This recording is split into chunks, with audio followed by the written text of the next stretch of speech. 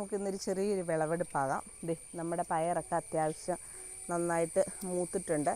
ശരിക്കും പറഞ്ഞു കഴിഞ്ഞാൽ ഈ ഒരു പയറെന്ന് പറഞ്ഞാൽ അതിൻ്റെ ഒരു പ്രത്യേകത എന്ന് പറഞ്ഞാൽ കഴിഞ്ഞാണ്ടല്ലോ, ഇത് ശരിക്കും നമ്മൾ സാധാരണ സാധാരണ ഞങ്ങൾ ഒന്നരാടം ദിവസങ്ങളിൽ എടുക്കുന്നത്.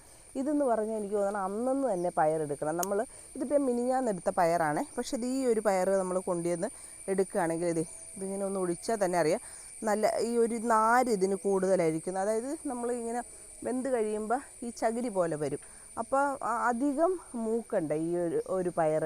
ശരിക്കും പറഞ്ഞാൽ നമ്മൾ വീട്ടാവശ്യത്തിന് എടുക്കുന്നവർ അന്നന്ന് തന്നെ എടുക്കുമായിരിക്കും നല്ലത്. അപ്പോൾ നമുക്ക് ഈ പയറെടുത്തിട്ട് വരാവേ. പിന്നെ ഞാൻ പറഞ്ഞതേ പുഴുവിൻ്റെ ആക്രമണം ഇതൊക്കെയാണ് കേട്ടോ. അത് കണ്ടതേ പുഴുവിൻ്റെ ഒരാക്രമണം ഉണ്ടെന്ന് പറഞ്ഞില്ലേ. പക്ഷേ അതൊക്കെ ഉണ്ടെങ്കിൽ പോലും ഞാൻ അധികം മരുന്നൊന്നും അടിക്കാതെയാണ് നമ്മുടെ ഈ പയർ വളർത്തുന്നത് കേട്ടോ. അപ്പോൾ ഇതെടുത്തിട്ട് വരാം. ഒടുപ്പാണ് ഇത്. നമ്മുടെ തടിയൻ പയർ അങ്ങനത്തെ പയറൊന്നുമല്ല. ഇത് കണ്ടോ, ഇതിനൊക്കെ ഞങ്ങൾ പറയുന്ന തത്തമ്മ ചുണ്ടൻ പയറെന്നാണ്. നല്ല ടേസ്റ്റുള്ളൊരു വെറൈറ്റിയാണ്. എനിക്കിത് കൃഷിഭവനിൽ നിന്ന് തന്നതാണ്.